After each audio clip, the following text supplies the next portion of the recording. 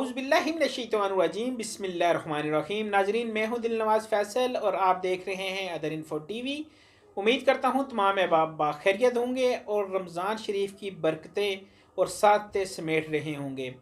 नाजरीन, आज मैं आपके लिए वीडियो लेके आया हूँ ख़ासकर उन अफराद के लिए जिन लोगों को शिद्दत से इंतज़ार था कि पाकिस्तान वापसी के लिए जो तीसरा मरहला शुरू हो रहा है उसमें कौन कौन से ममालिक शामिल है, किस किस डेट को कहाँ कहाँ से फ़्लाइट आएगी और कहाँ कहाँ पे पाकिस्तान में किस किस एयरपोर्ट पे आएगी। गवर्नमेंट ऑफ पाकिस्तान ने शेड्यूल जारी कर दिया है, वो शेड्यूल क्या है डिस्कस करूँगा आज की इस वीडियो में। वीडियो शुरू करने से पहले मैं अपने देखने वाले नाजरीन से रिक्वेस्ट करता हूँ कि अगर आपने हमारा चैनल अदर इन्फो टीवी अभी तक सब्सक्राइब नहीं किया तो इसको जल्दी से कर लें सब्सक्राइब और साथ में मौजूद घंटी का बटन दबा दें ताकि हमारी इसके अलावा भी आने वाली इंफॉर्मेशन के मतलब वीडियो आप तक पहुँच सकें, क्योंकि हम बनाते हैं वीडियो आपके लिए। नाजरीन, वीडियो शुरू करते हैं और सबसे पहले मैं आपको बताता हूँ कि तीसरे मरहले में जो ममालिक शामिल हैं उनमें अल्हम्दुलिल्लाह सबसे ज़्यादा मुझे जहाँ से कमेंट्स आए सऊदिया सऊदिया की पहली फ़्लाइट, तीसरी मरहले की पहली फ़्लाइट इस सऊदिया से आएगी और ये साथ लिखा नहीं गया किस जगह से, लेकिन ये जद्दा से आएगी जहाँ तक मेरे इल्म के मुताबिक बात है। इसके अलावा यूएई की मुतअद्दिद फ़्लाइटें दुबई से पाकिस्तान आ रही हैं। इसके अलावा ओमान के भी भाई होंगे, काफ़ी कमेंट्स आए कि ओमान से फ़्लाइट कब आएगी। भाई इस शेड्यूल में ओमान का भी नाम शामिल है, सूडान का भी नाम शामिल है जहाँ से पहले अभी तक फ़्लाइट नहीं आई। यूके की फ़्लाइटें भी पाकिस्तान आएंगी और पाकिस्तान से अब मुसाफिर ले के भी जाएंगी यूके की फ़्लाइटें जो हैं। इसके अलावा कतर के भाइयों के बहुत सारे कमेंट्स आए हैं, कतर से भी फ़्लाइटें पाकिस्तान आएंगी। कीनिया इससे पहले जो 2 मरहले गुजर चुके हैं उसमें कीनिया की कोई फ़्लाइट नहीं आई, लेकिन इस मरहले में कीनिया से भी फ़्लाइट आएगी, तुर्की से फ़्लाइट आएगी, बहरीन से फ़्लाइट आएगी।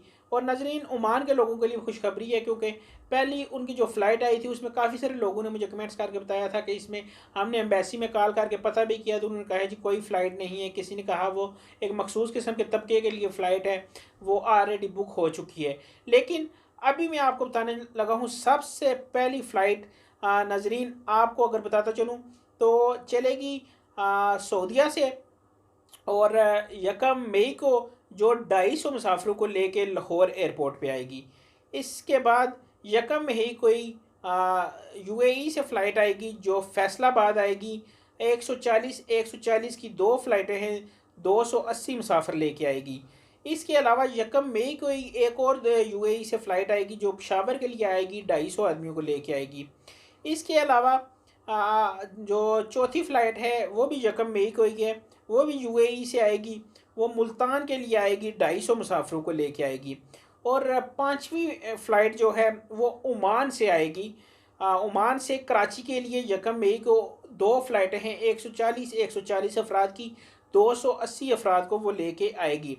इसके अलावा यकम मई को ही नाजरीन एक और फ़्लाइट आएगी सऊदीया वालों के लिए, फिर खुशखबरी आ गई है। यकम मई को ही एक और फ़्लाइट आएगी जो सऊदीया से आएगी और इस्लामाबाद आएगी।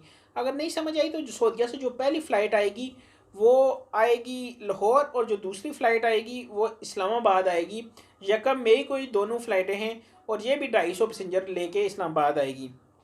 नाजरीन, अगर 2 मई की बात करें तो 2 मई को सूडान से फ़्लाइट आएगी कराची के लिए और वो 250 अफराद को लेके आएगी।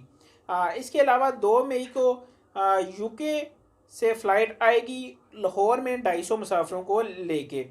नाजरीन, इसके अलावा कतर से फ़्लाइट आएगी जो कि ओपन है, मुल्तान के लिए आएगी और इसके टिकट भी अवेलेबल हैं। बाकी फ़्लाइटों के भी अवेलेबल है लेकिन वो ऑलरेडी कुछ हुकूमती पॉलिसी के तहत लोगों ने ख़ुद को रजिस्टर करवाया हुआ था, उस तहत आपको कॉल आएगी तो आपको टिकट दिए जाएंगे।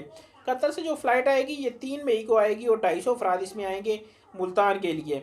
इसके अलावा 4 मई को फ़्लाइट है कीनिया से कराची के लिए, उसमें भी 250 अफराद आएंगे। इसके अलावा 4 मई को एक और फ़्लाइट है यूएई से लाहौर, 250 आदमी। फिर यूएई से फैसलाबाद के लिए 2 फ़्लाइटें चलाई जाएंगी जिसमें 140 अफराद आएंगे। इसके अलावा 4 मई को ही तुर्की से इस्लामाबाद के लिए फ़्लाइट आएगी जो 250 पाकिस्तानियों को लेके वापस आएगी। नाजरीन, इसके अलावा एक फ़्लाइट है कतर से पेशावर के लिए, लेकिन वो फ़्लाइट क्लोज हो चुकी है। क्लोज का मतलब ये है कि वो ऑलरेडी बुकड है फ़्लाइट, या किसी कंपनी ने हायर कर लिया है या किसी और तरीके से वो ऑलरेडी बुक हो चुकी है, उसमें किसी किस्म की कोई सीट, कोई फैसिलिटी, कोई टिकट अवेलेबल नहीं है, वो भी 250 मुसाफिरों को लेके कतर से पेशावर आएगी। नाजरीन, अगर 5 मई की बात करें तो यूएई से लाहौर के लिए एक और फ़्लाइट आएगी जो 250 मुसाफिरों को लेके यूएई से लाहौर आएगी। 5 मई को एक और खुशकिस्मत फ़्लाइट बहरीन से आएगी जो कराची के लिए आएगी, और दो फ़्लाइटें आएंगी जी कराची के लिए 140 अफराद को लेके। ये 5 मई को ही बहरीन से दो फ़्लाइटें कराची आएंगी। इसके अलावा 6 मई को कोई फ़्लाइट अवेलेबल नहीं है। 7 मई को इस्लामाबाद से यूएई से इस्लामाबाद 250 मुसाफिर आएंगे। फिर 7 मई को यूएई से कराची 250 मुसाफिर आएंगे। फिर 7 मई को यूएई से लाहौर 250 मुसाफिर आएंगे। और फिर 7 मई को यूएई से फैसलाबाद दो फ़्लाइटें आएंगी जो 140 अफराद को लेके फैसलाबाद से वापस यूएई से फैसलाबाद आएगी। नाजरीन, इसके अलावा अगर 7 मई की मैं मज़ीद बात करूं तो कतर की एक फ़्लाइट आ गई है। जैसे कि पहले कतर की एक फ़्लाइट क्लोज्ड आई थी, ये कतर की फ़्लाइट ओपन है, इसके टिकट आपको मिल सकते हैं। ये ऑफिस में रब्ता कर लें या आपके जो चाहने वाले हैं पाकिस्तान, उनसे रब्ता करके आप टिकट ले लें। ये 7 मई को आएगी, ये ओपन फ़्लाइट है मुल्तान के लिए और 250 अफराद इसमें आएंगे। नाजरीन, इसके अलावा इस 7 मई को एक और फ़्लाइट आएगी जो पेशावर के लिए आएगी, लेकिन वो फ़्लाइट कतर से क्लोज्ड हो चुकी है, वो भी ऑलरेडी बुकड हो चुकी है। और बुकड क्यों होती है वो ऑलरेडी मैं प्रोसेस आपको पहले बता चुका हूँ। नाजरीन, इसके अलावा अगर मैं बताऊँ तो यूएई से ही 8 मई को एक और फ़्लाइट आएगी जो लाहौर के लिए आएगी और इसमें 250 मुसाफिर होंगे। इसके अलावा 8 मई को कतर से एक और फ़्लाइट आएगी जो कि ओपन फ़्लाइट है, इसके टिकट अवेलेबल है और ये कराची के लिए आएगी। जो मुसाफिर आना चाहते हैं वो कराची आ जाए, और अगर किसी और जगह भी आपने जाना है तो कराची से लिंक होके आप जा सकते हैं। एक दफ़ा आप पाकिस्तान इंटर हो गए तो आप किसी न किसी तरीके से अपने घर पहुंच जाएंगे। आपने लाहौर जाना है, जहां भी जाना है, आप पाकिस्तान एक दफ़ा इंटर हो गए तो आपके लिए ईजी हो जाता है बनिस्बत दूसरे मुल्क के। बता रहा था कराची से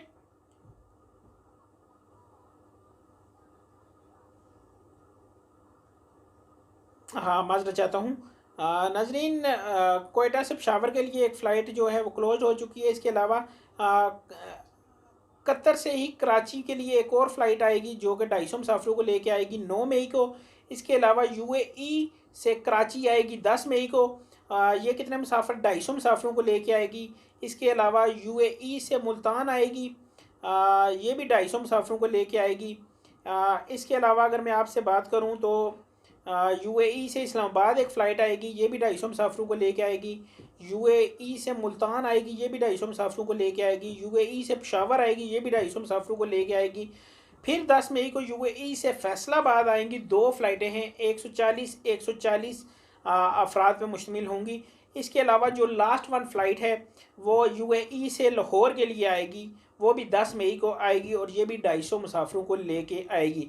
नाजरीन, इसकी जो कंट्री वाइज वीडियो है वो भी मैं बना के अपडेट करूँगा आप लोगों के आसानी के लिए कि दुबई की कितनी फ़्लाइटें हैं, कतर की कितनी फ़्लाइटें हैं, सऊदीया की कितनी फ़्लाइटें हैं, सूडान की कितनी फ़्लाइटें हैं।